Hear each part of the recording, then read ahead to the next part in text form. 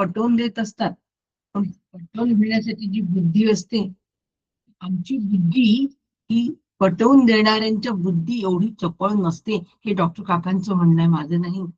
आणि म्हणून शास्त्रकार जे आहेत ते अत्यंत चपळ बुद्धीचे असतात, आणि चपळ बुद्धीचे असल्यामुळे ते आम्हाला सगळ्या पद्धतीने पटवून देत असतात.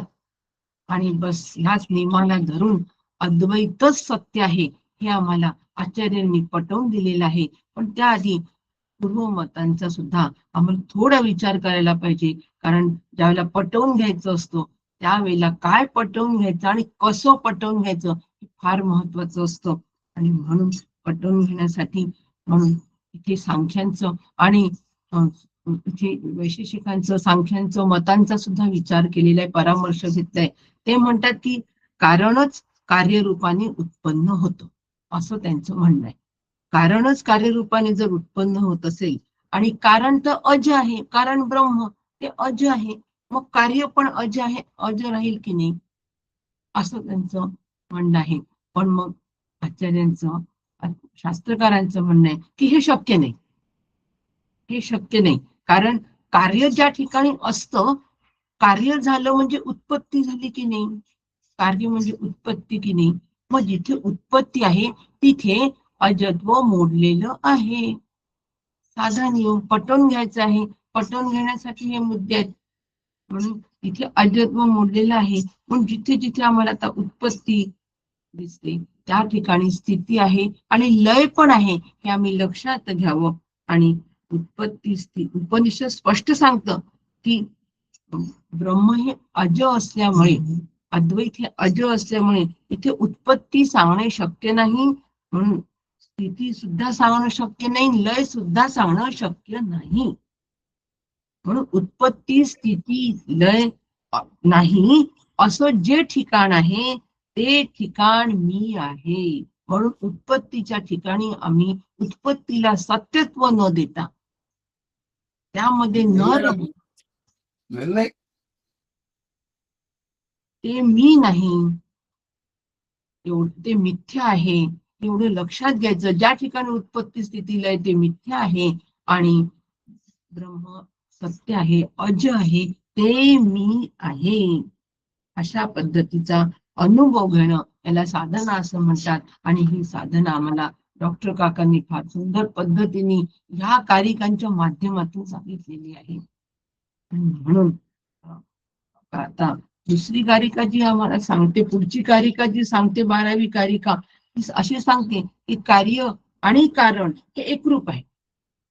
म्हणजे कारण जर अज आहे तर कार्य पण अजच, ते एकरूपच आहे. कारण कार्यामध्ये कारणाचा समावेश आहे की नाही, कार्यामध्ये कारणाचा समावेश आहे. याच्यासाठी त्यांनी घट आणि माती यांचा दृष्टांत दिलाय की घटामध्ये मातीचा समावेश आहे, म्हणून मातीचा घट असं आम्ही म्हणतो.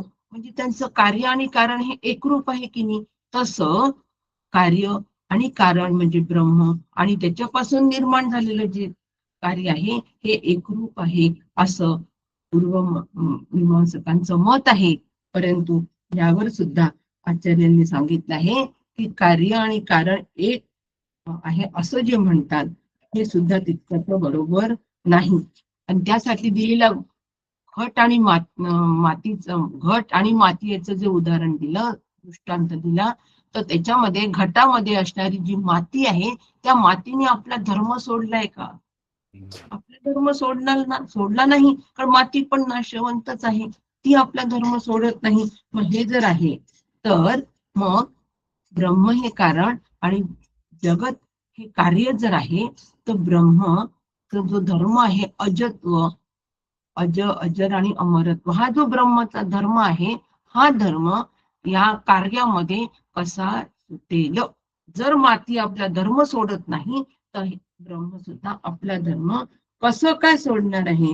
आणि ब्रह्म जर अज आहे तर कार्य अज हे तुम्ही कसं म्हणता? कारण कार्य हे उत्पन्न झालंय आणि नाश होणार आहे, मग ते अज कसं? तर हा प्रश्न आम्हाला जेव्हा टाकला तेव्हा आम्हाला सुद्धा ही गोष्ट पटली पाहिजे. आणि म्हणून आम्हाला शेवटी हेच पटवून दिलेलं आहे की जे दिसतं आहे ते अज आहे का? अजिबात नाही. अशा युक्त्या आम्ही वापरायच्या.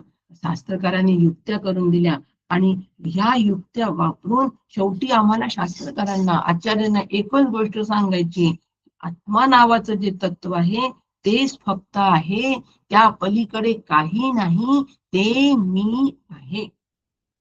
म्हणून देहादी जगताचा विचार करताना या सगळ्या गोष्टींचा विचार करायचा आणि देहादी जगताला मिथ्यात्वाचा दर्जा द्यायचा आणि सत्य फक्त अद्वैतच आहे हे मी पटवून घ्यायचं. त्यासाठी अभ्यास, बस. आणि या अभ्यास जसा जसा आमचा होत जाईल तसं तसं आमच्यात परिवर्तन होत जाईल. अभ्यासाशिवाय दुसरं काहीच करायचं नाही, फक्त विचार करायचा आहे, फक्त चिंतन करायचं आहे. ते सुद्धा शास्त्र शुद्ध चिंतन करायचं. काका म्हणतात संत शुद्ध चिंतन झालं पाहिजे आणि संत सिद्ध चिंतन झालं पाहिजे. फार महत्वाचे दोन शब्द काकांनी दिले, संत शुद्ध आणि संत सिद्ध चिंतन. चिंतन सुद्धा अशा पद्धतीने जर आम्ही करत असू तरच आम्ही या निर्णयाप्रत पोचणार आहे, या अनुभवाला प्राप्त होणार आहे आणि निर्विवाद सत्य आम्ही तेच होऊन राहणार आहोत. इतक्या बारकाव्यांशी आम्हाला हा अभ्यास करायचा आहे आणि म्हणून संत शुद्ध चिंतन आणि संत सिद्ध चिंतन कसं आहे हे आपण आता फक्त अधिकार वाणीमधून श्रवण करू. रामकृष्ण रामकृष्ण.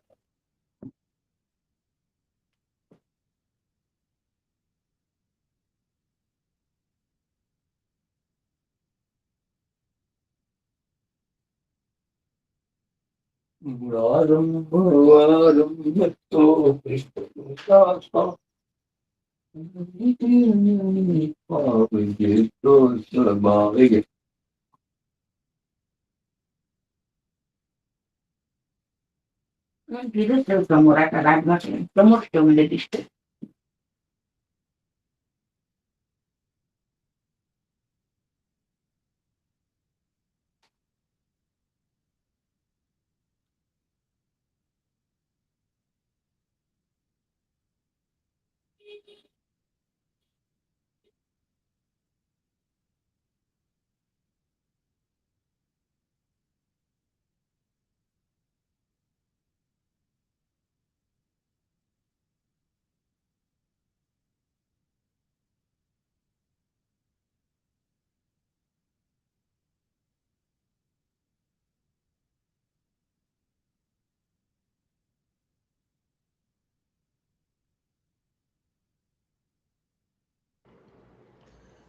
हरे राम राम राम हरे हरे. हरे कृष्ण कृष्ण कृष्ण हरे हरे. हरे राम राम राम हरे हरे. हरे कृष्ण कृष्ण कृष्ण हरे हरे. सद्गुरुनाथ महाराज की जय. वंशी विभूषित करान्नवनीरदाभा पीतांबराधरुण बिंब फलाधरोष्टा पूर्णेंदु सुंदर मुखादरविंद नेत्रा कृष्णात् परम किमपि तत्त्वमहं न जाने.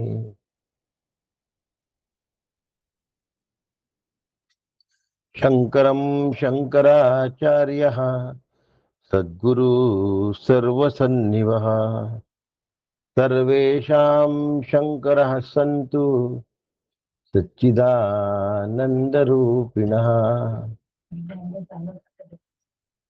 ज्ञानदं सद्गुरुं शान्तम् अज्ञानारण्यदाहकम् नमामि परमाचार्यं श्रीमच्छंकरधारिणम्. सदाशिवसमारम्भां शङ्कराचार्यमध्यमाम् अस्मदाचार्यपर्यन्तां वंदे गुरुपरंपरा, वंदे गुरुपरंपरा, वंदे गुरुपरंपरा. सद्गुरुनाथ महाराज की जय. परमपूज्य सद्गुरु डॉक्टर श्रीकृष्ण दत्तात्रय देशमुख, उपाख्य डॉक्टर काका यांच्या श्रीचरणी साष्टांग वंदन करतो. परमपूज्य मंदाताई गंधे यांच्या चरणाला लोटांगण घालतो. आदरणीय नीलाताई दातार यांच्या चरणी वंदन करतो. आपणा सगळ्यांना नमस्कार करतो आणि आपण सगळे मिळून विषयाला प्रारंभ करूया. काल आणि परवा पांढरकवड्यामध्ये लाईन नव्हती, आज ती सगळ्या घरी आली असं गृहीत धरतोय. तर पांढरकवड्यातून कोणीतरी शांतीपाठ म्हणा, म्हणजे मग बरं होईल. मी म्हणते का? म्हणा, पांढरकवड्यातनं कोण म्हणतं? मी म्हणते का? मीनाताई म्हणतात. हो, म्हणा म्हणा.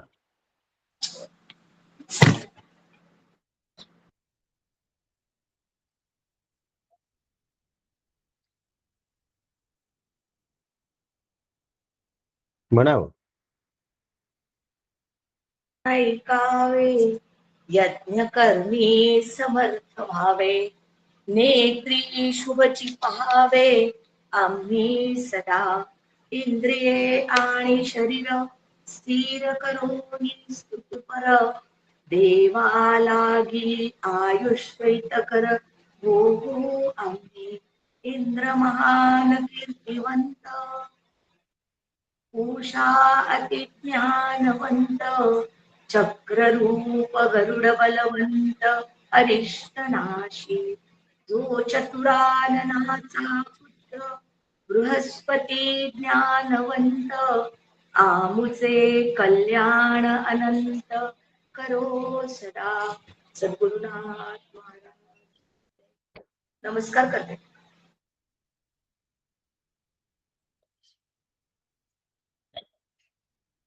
आज पांढरकवड्यातनं पठण झालंय, म्हणजे सगळ्या गावाला वीज पुरवठा नीट झाला असं गृहीत धरतो. काल आणि परवा त्यांना ऐकणं शक्य झालं नाही, त्यामुळे थोडा गोषवारा घेणार आहे मी. हा गोषवारा घेत असताना काही जणांचे मला फोन्स आलेले आहेत आणि त्यांनीही काही प्रश्न विचारले आहेत. तर हा गोषवारा त्या प्रश्नांना धरून मी या ठिकाणी मांडणार आहे. पहिला प्रश्नच असा होता की आपण जर अजातवादी आहोत तर मग सांख्य काय म्हणतात, वैशेषिक काय म्हणतात, नैयायिक काय म्हणतात, बौद्ध मतवादी काय म्हणतात, जैन मतवादी काय म्हणतात, योग मतवादी काय म्हणतात, याच्याशी आपल्याला काय करायचं आहे.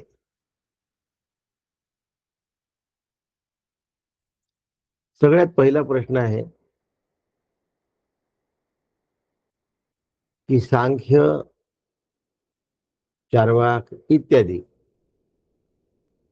वैशेषिक आदी सगळे दर्शन, शेश्वरवादी आणि निरीश्वरवादी सगळे दर्शन, यांच्याशी अद्वैत तत्वज्ञानाला काही करायचं नाही. कारण की अद्वैत तत्वज्ञान निखळ आहे, स्पष्ट आहे, क्लिअर आहे. पण हे जे बाकी तत्वज्ञानाचे दर्शन शास्त्री आहेत, दार्शनिक म्हणतात त्यांना, हे दार्शनिकच एकमेकांचा खोडाखोड करतात आहे. सांख्याचं मत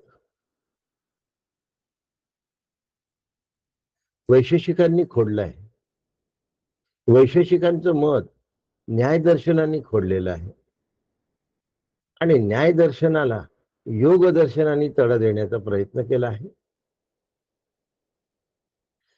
अशा पद्धतीने एकमेकांचे मत खोडण्यामध्ये उत्तरमीमांसा, म्हणजे वेदांत मताने कुठेच खोडातोड करण्याचा प्रयत्न केलेला नाही. याचं कारण यांनी एकमेकांशी खोडल्यानंतर जे काही उरत आहे ते वेदांत तत्व आहे. म्हणून जो प्रश्न मला विचारला गेला की आम्ही काय करायचं, याचा अभ्यास आम्ही करायचा की नाही करायचा, उत्तर आहे त्याचा वेगळा अभ्यास करावा लागत नाही, गौणत्वाने त्याची माहिती असावी. आता यांच्या एकमेकांच्या खोडातोडीमध्ये अजातवाद आपोआप असा अलगद वर येतो. ज्याप्रमाणे दही आणि पाणी यांच्या घुसळण्यामध्ये लोणी बाहेर येतं. लोणी घुसळावं लागत नाही. दही आणि पाण्याचं जे मिश्रण आहे, ज्याला ताक म्हणतो आपण, ते घुसळावं लागतं. आणि ताकाला घुसळल्यानंतर लोणी आपोआप बाहेर येतं. तसा अजातवाद सिद्ध होतो.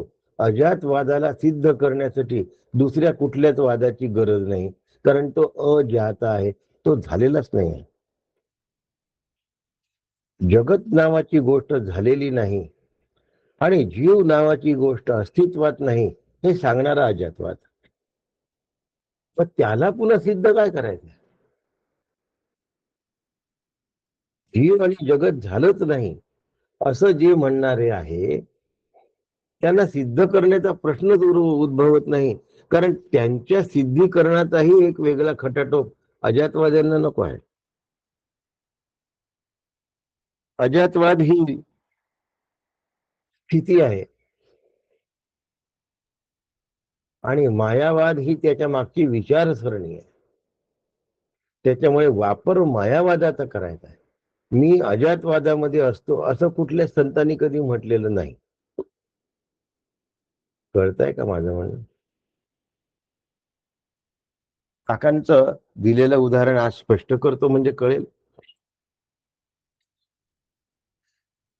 अजात म्हणजे काहीच झालं नाही. जात म्हणजे जन्मलं नाही. म्हणजे नाही. जे जन्मलं नाही ते अजात, जे जन्मलं नाही ते अज.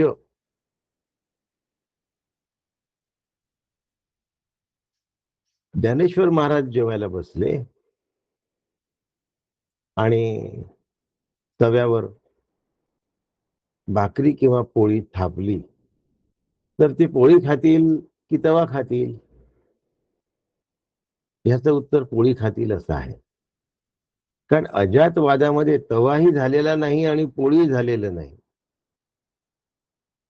त्याच्यामुळे अजातवाद हा अप्लिकेशनचा विषय नाहीये. अजातवाद हा फक्त अनुभवाचा विषय आहे. आणि मी अनुभवलं हे सांगितलं तरी अजातवाद मोडकळीला आला. म्हणून वागत असताना मायावाद, त्यालाच दुसरा शब्द आहे विवर्तवाद, त्यालाच दुसरा शब्द आहे अध्यासवाद. हा स्वीकारायचा आहे. म्हणजे अजातवादाचा अनुभव येईल. आता प्रश्न विचारणाऱ्यांच्या मनामध्ये पुन्हा शंका असता कामा नये. मी अजातवादी आहे असं नाही, अजातवादाची विचारसरणी मला मान्य आहे, मी मायावाद स्वीकारलेला आहे. अजातवाद अनुभवण्यासाठी मायावादाचा स्वीकार.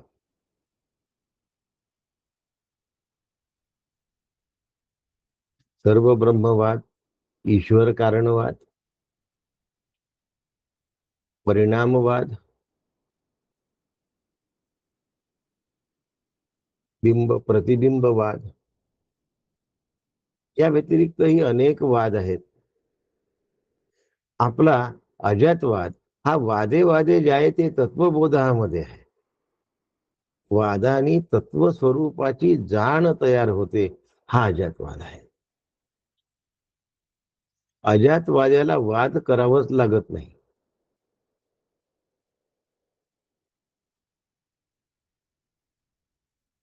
क्रमी वेळ जो तत्व चिंतानुवादे न लिंपे कदा दंभ वादे विवादे. हा आहे अजातवाद. न लिंपे कदा दंभ वादे विवादे.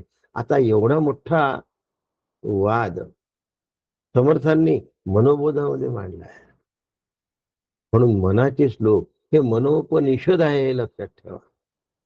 उपनिषदांचा दर्जा आहे, श्रुतींचा दर्जा आहे. जशी भगवद्गीता ही स्मृती असली तरी तिला श्रुतीचा दर्जा आहे, तसा मनोपनिषद हा श्रुतीच्या दर्जाचा आहे.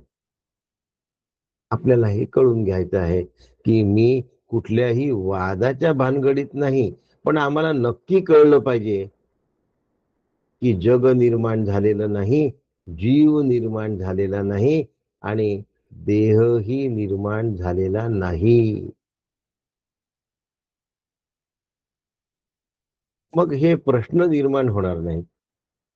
मग हे शिकायचं कशाला, हे माहिती कशाला करून घ्यायची. या सगळ्या वादांच्या आता कारणातून कार्याची निर्मिती झाली आणि कार्यापासून पुन्हा निर्मिती झाली असं त्यांचं म्हणणं, म्हणजे कार्य पुन्हा कारण झालं. ह्या ज्या क्लिष्ट मांडणी आहेत, ह्यापेक्षा अज झालंच नाही ही मांडणी किती सुंदर आहे. फक्त विश्वास श्रद्धेने ठेवावा लागतो. सुरुवातीला श्रद्धेने विश्वास ठेवावा लागतो, पुढे त्याचा पडताळा येतो. म्हणून शंकराचार्य, गौडपादाचार्य आणि उत्तर मीमांसा म्हणजे बादरायण वेदव्यासांनी मांडलेली उत्तर मीमांसा, ह्या मार्गाने जर आपण चाललो तर आपल्या मनामध्ये कुठलेही संदेह राहणार नाही, संशय राहणार नाही. आणि अजातवाद ताकात न घुसळल्यानंतर लोणी जसं सहज बाहेर येतं, इतक्या सहजगत्या मी झालेलो नाही, मी केवळ आहे असं तशी असे पाही असणे जया, असा जो मी आहे त्या मीच्या स्वरूपात असायचं आहे, राहायचं आहे. म्हणून तो मी होऊन राहायचं आहे. होऊन राहायचं आहे म्हणजे मला मी व्हायचं नाहीये, मी तो आहेच. स्वतःला जीव समजून बसलो, गडबड त्याच्यामुळे झाली सगळी.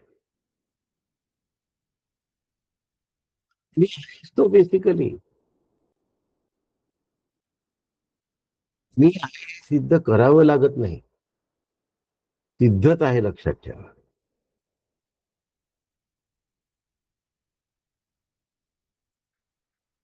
देहरूप मी आहे हे सिद्ध करावं लागतं, आत्मरूप मी आहे हे सिद्ध नाही करावं लागत. माझं वाक्य तुम्हाला उलट वाटत असेल. आपल्याला सगळ्यांना असं वाटतं की आत्मरूप मी आहे हे सिद्ध करावं लागतं. जे मुक्त सिद्ध आहे त्याला काय सिद्ध करावं लागतं?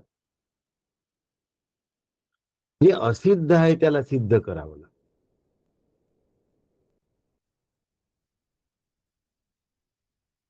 अंगठी आहे, बांगडी आहे, नेकलेस आहे आणि डूल आहे.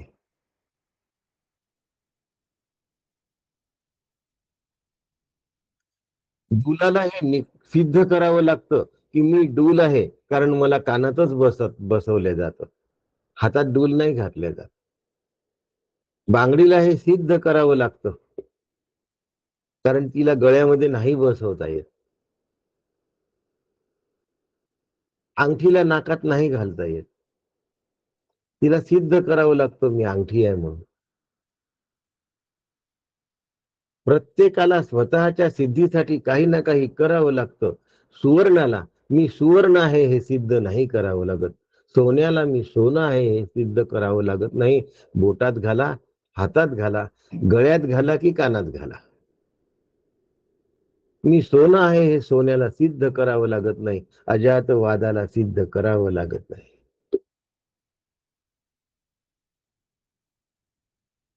ताकातून घुसळल्यानंतरही लोणी जसं दडून राहत नाही, त्याला बाहेर न आणता सुद्धा ते फुलतं आणि बाहेर येतं, त्याप्रमाणे सुवर्णाला सिद्ध करावं लागत नाही, अजातवादाला सिद्ध करावं लागत नाही. तो स्वयंसिद्ध आहे. तो स्वयंसिद्ध आहे. या अनुभवासाठी मायावाद, अध्यासवाद, विवर्तवाद हे सगळे एकच नाव आहेत एकाच वादाला.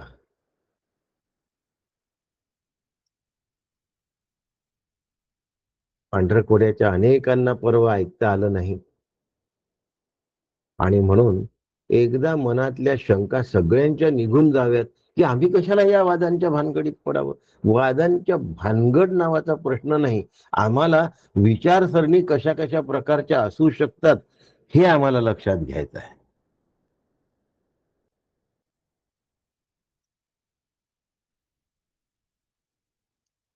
हेतू म्हणजे काय आणि फळ म्हणजे काय. आत्ताच वक्तव्यामध्ये काकूंनी सांगितलं की कारणापासून कार्य निर्माण झालं. माती हे कारण आहे आणि घट हे कार्य आहे. कारणापासून कार्य निर्माण झालं आपल्या लक्षात आलं आता हे.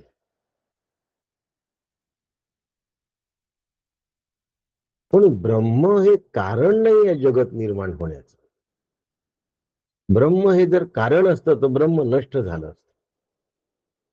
कारण मृत्तिका सुद्धा नष्ट होते, लक्षात ठेवा. माती नष्ट होते, घट नष्ट होतो. नष्ट होणं, कारणाचे गुण कार्यामध्ये येतात. ज्या अर्थी घट नष्ट होतो त्या अर्थी माती पण नष्ट होते.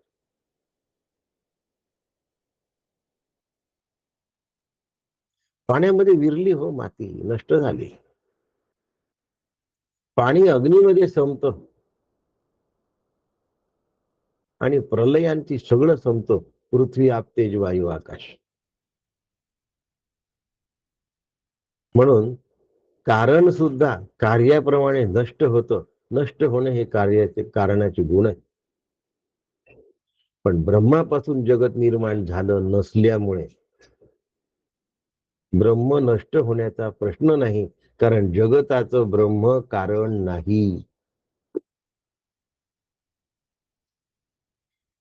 ब्रह्म अजय आहे. ब्रह्म जन्मलेलं नाही. ब्रह्म निर्मित नाही. म्हणून अनिर्मित ब्रह्मापासून निर्मित जग तयार झालेलं नाही. ज्याप्रमाणे दोरीपासून साप निर्माण झाला असं म्हटल्या जातं, पण सापाची निर्मिती हा भास आहे, वास्तविक निर्मिती नाही. दोरीवरचा साप हा वास्तविक साप नाही आहे, कल्पित साप आहे. त्याप्रमाणे ब्रह्मावरचं जगत हे कल्पित भास आहे. म्हणून जगत निर्माण झालेलं नसून जगताचा भास आहे. आणि जगताचा भास असल्यामुळे ब्रह्म अजात आहे, ते मी आहे. अजातवादाचा सिद्धांत कसा आहे हे लक्षात ठेवा. प्रूव्ह करावा लागत नाही. बाकीचे सगळे वाद संपुष्टात येतात तेव्हा शिल्लक राहतो तो अजातवाद. आपल्या सगळ्यांना हे समजावून घेण्याची गरज आहे. आणि म्हणून मी पुन्हा पुन्हा हे सांगतो आहे की कारण जर अनित्य आहे तर कार्य अनित्य आहे. कार्यामध्ये कारणाचे गुणधर्म येत असतात. आता कार्य कसं आहे, घट कसा आहे. घट हे कार्य आहे. कसं आहे घट कार्य. घट नाशवान आहे, मग त्याच्या मागची जी मृत्तिका आहे ती सुद्धा नाशवानच आहे. पण ब्रह्मापासून घट जसा मातीपासून तयार झाला तसा ब्रह्मापासून जग तयार झालेलं नाही. त्यामुळे जगत नाशवान आहे पण ब्रह्म नाशवान नाही. कारण त्याची उत्पत्ती रज्जू सर्पाप्रमाणे झालेली आहे. कार्यामध्ये उत्पन्न होणे हा स्वभाव आहे.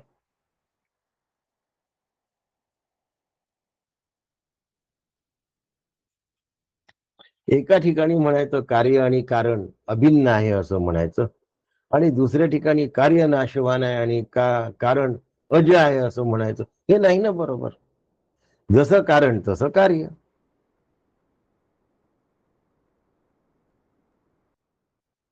कारण कार्य जर उत्पन्न झालं आहे तर कारणही उत्पन्न झालं असं म्हणावं लागेल.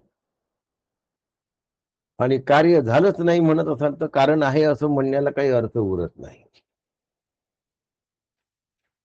अर्धवट भाषा बोलण्याचा अर्थ नाही, त्याला काही अर्थ नसतो.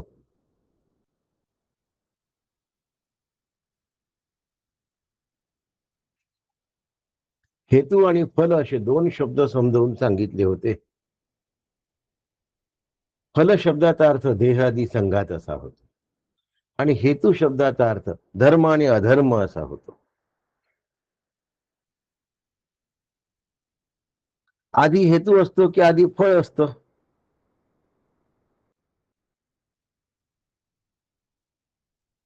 आधी हेतू असतो की आधी फळ असतं?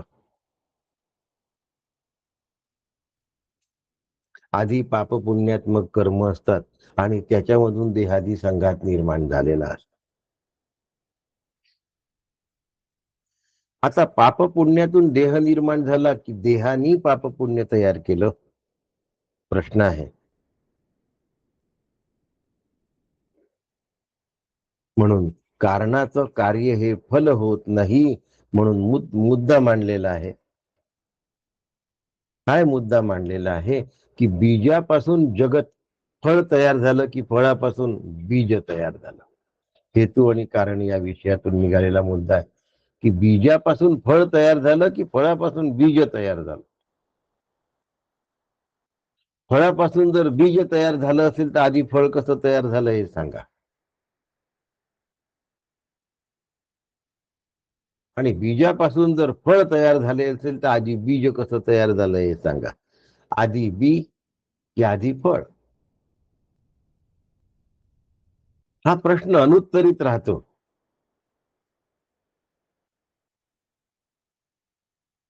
काही जण आधी फळ म्हणतात, काही जण आधी बीज म्हणतात. शंकराचार्य म्हणतात की अर्धवट इकडलं आणि अर्धवट तिकडलं उत्तर देऊ नका. एका कोंबडीला जर अर्ध कापलं तर तिचा अर्धा भाग अंडी देतो असं म्हणण्यासारखं होईल. अर्ध कापलेल्या कोंबडीतला अर्धा भाग अंडी देत राहतो असं म्हणण्यासारखं होईल. असं बोलू नका. याला बोलात बोल नाही असं म्हणतात. कारणापासून जर कार्य निर्माण झालं आणि कार्यापासून पुन्हा जर कारण निर्माण होत असेल असं म्हणत असाल तर वडिलांपासून मुलगा निर्माण झाला, मुलापासून पुन्हा वडील निर्माण होतात का? असा पुन्हा शंकराचार्यांनी प्रश्न विचारला.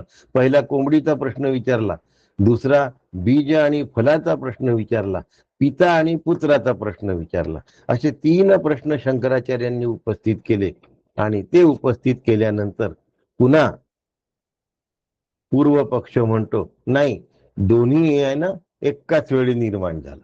आधी बीज आणि मग फळ नाही, आधी फळ आणि मग बीज नाही,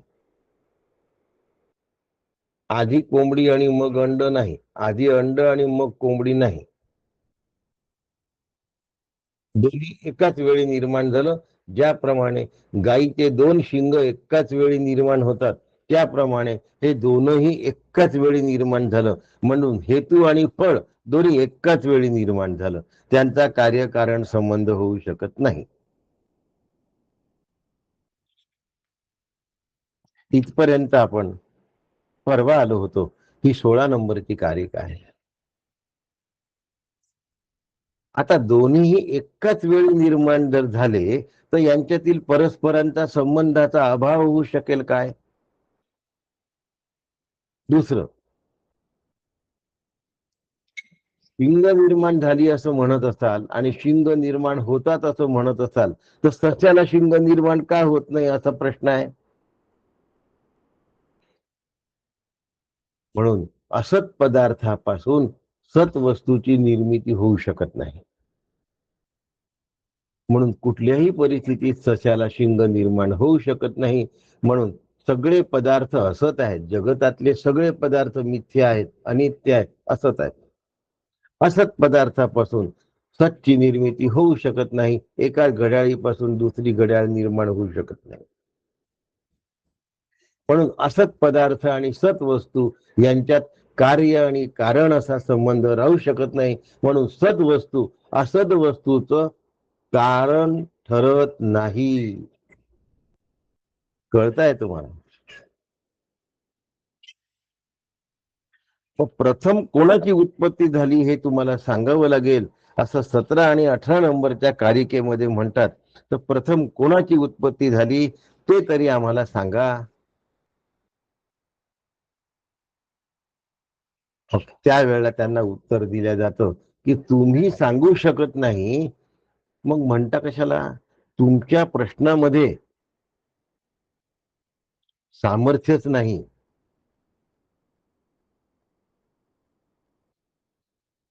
त्याला पौर्वापर्य असं म्हणतात. पौर्वापर्य म्हणजे क्रमाचा विपर्य. तुमच्या बोलत बोल नाही आपली भाषा. आधी काय आणि नंतर काय हे तुम्हाला सांगताच नाही येत की आधी शिंग तयार झालं, आधी बीज तयार झालं की फळ तयार झालं, कोंबडी तयार झाली की अंड तयार झालं.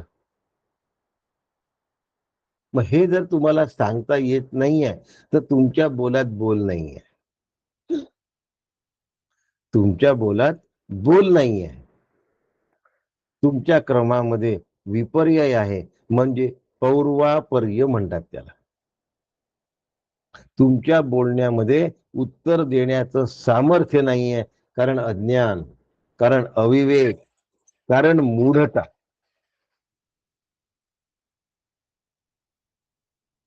जग जर ब्रह्मापासून निर्माण झालं असतं तर जग निर्माणच झालं नसतं. कारण ब्रह्म अजय आहे. अजय आहे तर अजापासून सृष्टी निर्माणच होत नाही.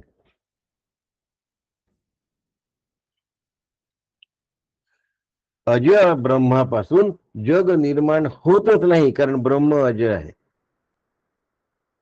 आणि अजय ब्रह्म आम्हाला मान्य असल्यामुळे आम्ही अजातवादी आहोत हे सिद्ध होतं.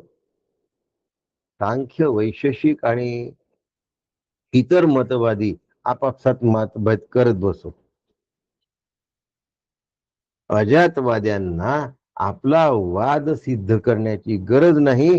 तुमच्या भांडणातूनच तो आपोआप सिद्ध होतोय.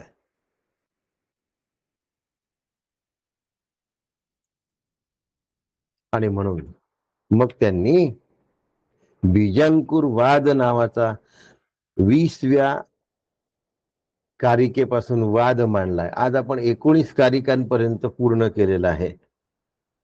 20 नंबरची कारिका ही बीजांकुर वादाला प्रारंभ करते. त्याच्यामध्ये मग 21 नंबरची कारिका सुद्धा बीजांकुर वादाचाच पुरस्कार करणारी थोडीशी आहे. आणि यातून अजातवादच कसा सिद्ध होतो हे गौडपादाचार्य आपल्याला सांगणार आहेत, ज्याचं आपण उद्या म्हणजे सोमवारी बघणार आहोत. उद्या गुरुवार आहे, भगवद्गीता राहील आपली नित्याप्रमाणे. आणि सोमवारी आपण 20 नंबरची कारिका अजातवाद घेऊ. कुणाच्या मनात काही शंका असतील की आता मला अभ्यास काय करायची गरज आहे, अजातवाद कसा सिद्ध होतो आणि मी करत असलेला अभ्यास हा निर्विवाद आहे, ह्यासाठी या सगळ्या वादांना माहिती करून घ्यायचं. मी करत असलेला अभ्यास हा वादातीत आहे. हो, वादातीत आहे. आणि असा विश्वास तयार झाला की काम झालं. म्हणून हा प्रकरण थोडस कठीण वाटू शकतं अलातशान, कारण शेवटपर्यंत सगळ्यांचं खंडन आहे. पण हे खंडन करावं लागत नाही. ते एकमेकांचं खंडन कसं करतात एवढंच सांगणं आहे. म्हणून मशाल गोल फिरवल्यानंतर गोल तयार होतो, अग्नीचा गोल गोल तयार होतो, परंतु तो कल्पित आहे, तो निर्माण झालेला नाही. म्हणून मशाल त्याला कारण नाही, म्हणून गोल हे कार्य नाही. अग्निगोल हे कार्य नाही, अग्निगोल हा भास आहे. भासाला कार्य म्हणण्याचं कारण नाही, म्हणून जगत हा भास आहे. माझा देह हा भास आहे. मग मी देह संबंधितांमध्ये गुंतण्याची गरज आहे का? जर माझ्या देहातच माझं अंतःकरण गुंतता कामा नये तर देह संबंधितांमध्ये गुंतण्याचं कारण नाही. फार दर्जेदार विषय इथे सुरू आहेत पुण्यामध्ये. एक अलाद शांती प्रकरण आपलं मांडुक्याचं आणि दुसरं आत्माराम. 2 महिनेपर्यंत बाणेरला माझा आत्माराम सुरू आहे. कालपासनं प्रारंभ झालाय. संपूर्ण मंदिर आत्माराम ऐकण्यासाठी फुल होतं. आत्माराम सारख्या विषयात उपस्थितीबद्दल मी खात्री देऊ शकत नाही असं मला सांगण्यात आलं होतं. मी म्हटलं काही हरकत नाही, आम्ही दोघं आणि तुम्ही, आपण तिघं असलं तरी चालेल. तत्वज्ञानाच्या विषयामध्ये संख्येची अपेक्षा करणं बरोबर नाही, कारण कथानक नाही आहे माझ्या ह्याच्यात. जे येतील ते येतील, पण लोक आले आणि काल त्यांचं अत्यंत समाधान झालं. पूर्ण मंडप फुल होता मंदिराचा आणि त्यांनी समाधान व्यक्त केलं की आम्हाला आत्माराम कळतंय. आपण तर मांडुक्याचा अभ्यास करतो आहोत सगळेजण आणि आपण एवढ्या संख्येने मांडुक्यामध्ये राहतो आहोत. आज शतकाची संख्या आहे. आता सुद्धा काकांनी माझ्यासमोर आश्चर्य व्यक्त केलं होतं की मांडुक्याला एवढी लोक राहतात. उपनिषदाला ही संख्या कौतुकास्पद आहे असं काका म्हणले. म्हणून आपल्या सगळ्यांची उपस्थिती कौतुकास्पद आहे. आपल्या सगळ्यांना मी वंदन करून थांबणार आहे. पण कुणाला काही प्रश्न विचारायचे असतील तर त्यांनी जरूर विचारावे. पण ज्यांना नसतील विचारायचे त्यांनी स्वतःला रिमूव्ह करून घ्यावं, म्हणजे मग विचारणाऱ्यांशी मला बोलता येईल.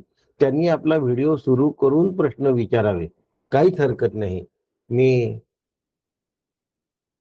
मॅक्झिमम तर हे करतो आणि आपल्या सगळ्यांसमोर उपस्थित होतो. राम कृष्ण हरी. रामकृष्ण हरी काका. राम कृष्ण हरी. रामकृष्ण हरी काका. राम कृष्ण हरी शैलेश. रामकृष्ण हरी काका. राम कृष्ण हरी. रामकृष्ण हरी काका. धनश्रीताई रामकृष्ण हरी. रेखावणी रामकृष्ण हरी. पागरवत रामकृष्ण हरी. अनंगताई रामकृष्ण हरी. कृष्ण हरी. रामकृष्ण हरी काका. रामकृष्ण हरी. रामकृष्ण हरी काका. डॉक्टर साहेब रामकृष्ण हरी. रवींद्रजी रामकृष्ण हरी. रामकृष्ण हरी. सुमेधाताई रामकृष्ण हरी. प्रतिभाताई रामकृष्ण रामकृष्ण हरी. हरी काका. पूनमताई रामकृष्ण हरी. रामकृष्ण हरी. रामकृष्ण हरी काका. वासंतीताई नमस्कार रामकृष्ण हरी. मोहनरावांनी नमस्कार सांगा. संजय रामकृष्ण हरी. संजय अपराजित रामकृष्ण हरी. हरिशरणजी रामकृष्ण हरी. श्री गुरु सोमवार से हरिशरण जी अपना वर्ग. जी जब जी. रामकृष्ण हरी. अनुराधाताई पाठक रामकृष्ण हरी. रामकृष्ण हरी. प्रतिभाताई पाठक रामकृष्ण पानट रामकृष्ण हरी. रामकृष्ण हरी काका. प्रीती रामकृष्ण हरी. रामकृष्ण